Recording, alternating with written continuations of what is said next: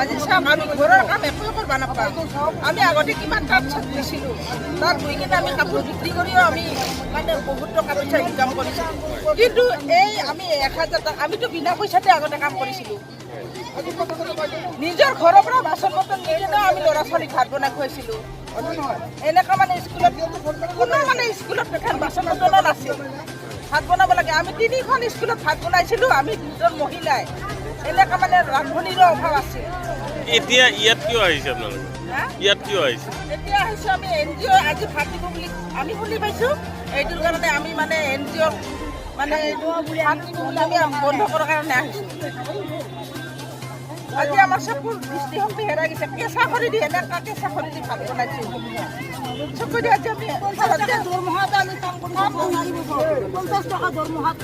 কাপোৰ যে বুম আজি আমি কাপোৰো বুবা নোৱাৰোঁ। আজি চকুৰ দৃষ্টিশক্তি আমাৰ হেৰাই গৈছে। চকুত আমি ধুঙা খাই খাই কেনে ভাত বনাই বনাই আজি 15 আমি নামানো আমাৰ কৰ্মখিনি আমাক লাগে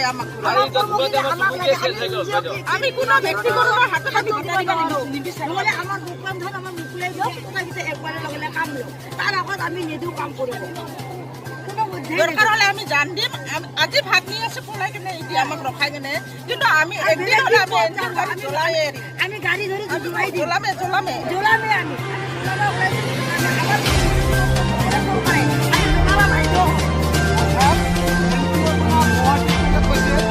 লাগিলে আমি জান দিম, আমি নেৰিব।